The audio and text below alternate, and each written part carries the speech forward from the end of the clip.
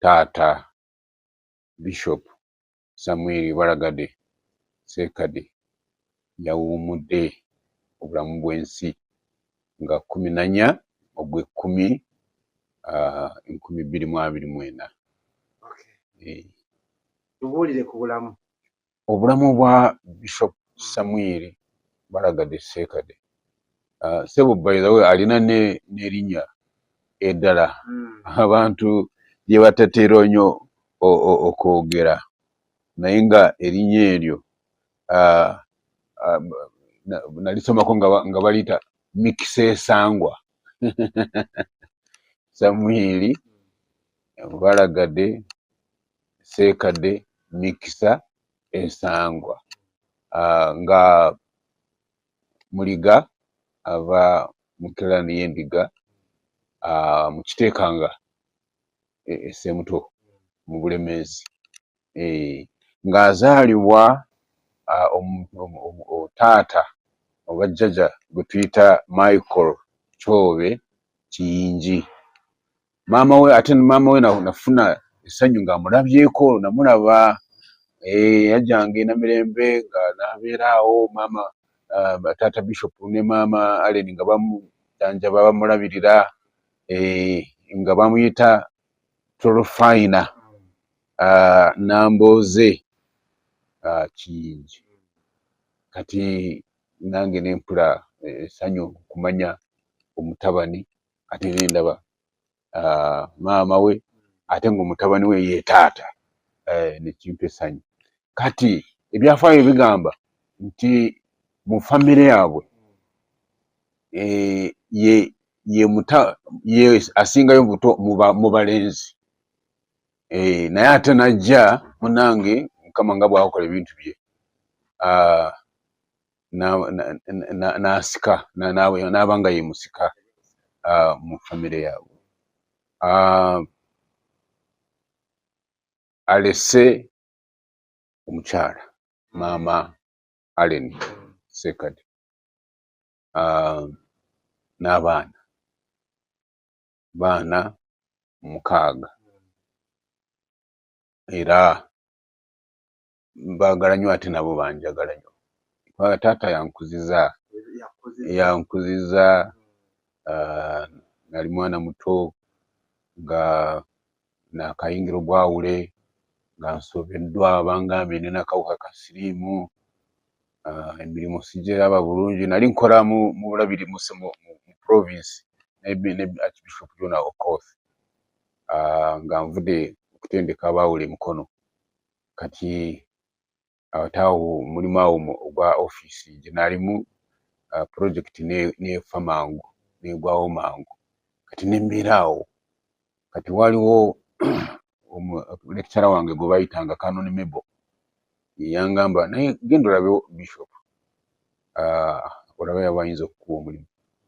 Kati munange story yange ne Bishop Ssekkadde netandika mu 95 bwetyo. So family ngimanyi, maama yatulabiridde, taata yatulabiridde, era tunyolwa ne province ya Uganda, n'abalabirizi bonna, n'abasumba bonna,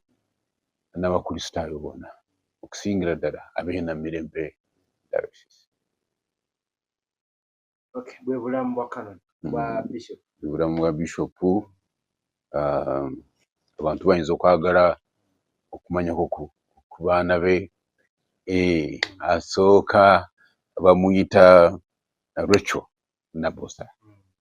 addako ye Michael Kyobe Kiyingi. Ndowooza baamuwa amanya ago amakulu ogategedde.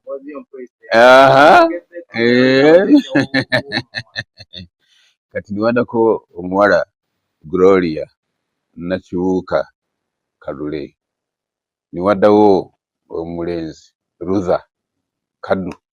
Kalyesuubula, niwaddawo omuwala Witness Allen Martha Nabalende, kati wasembayo omuwala Turifayina naye bamuwa ery'amaanyi eryo erinnya lyotegedde Turifayina namboze nakiyingi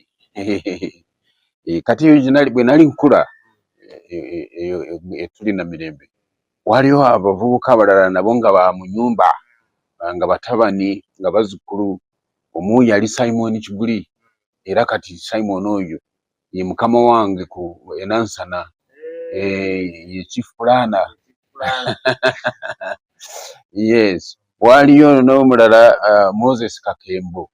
naye ate ye reverend kati naye reverend w'amaanyi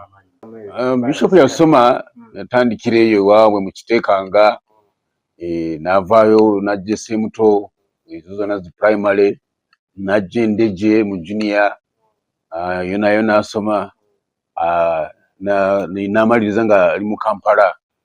Lubiri senior secondary school awo n'asomayo nayo junior bwe yamalira senior 4 actually kati bwe yamala awo n'abanga mu Longvac ate n'afuna omulimu n'akola ne prime minister's office biseera ebyo prime minister yali Obote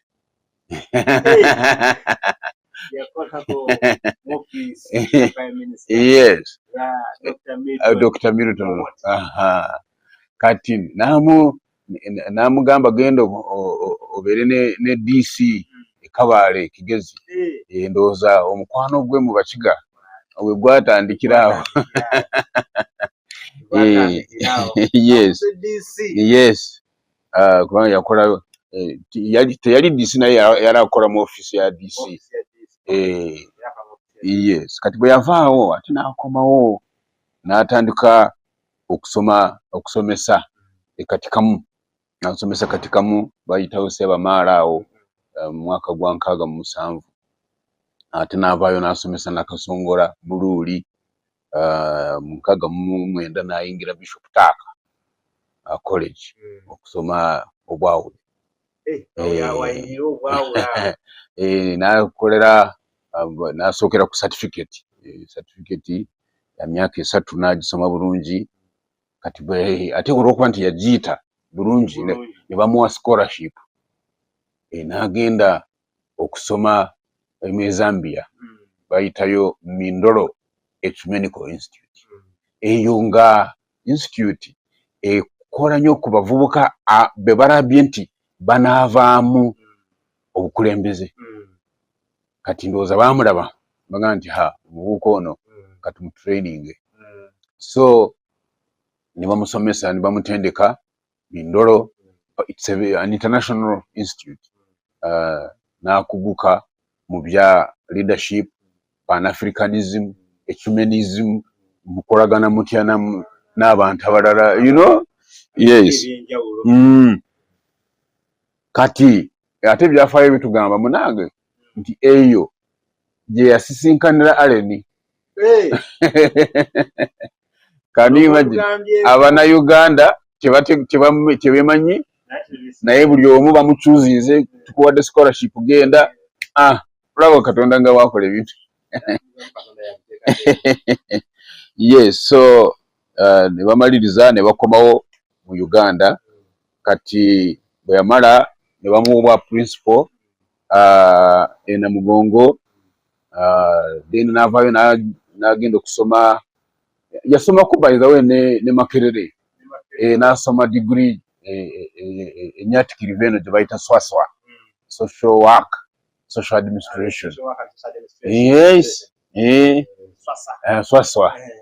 kati bwe yamala ate n'agenda Birmingham University mu UK okusoma masters kati awo baali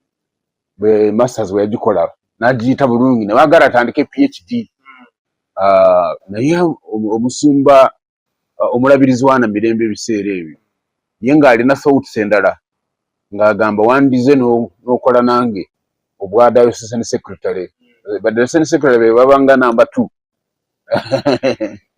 kati n'awuliriza eddoboozi lya Mukama nga muyita eby'okusoma n'abireka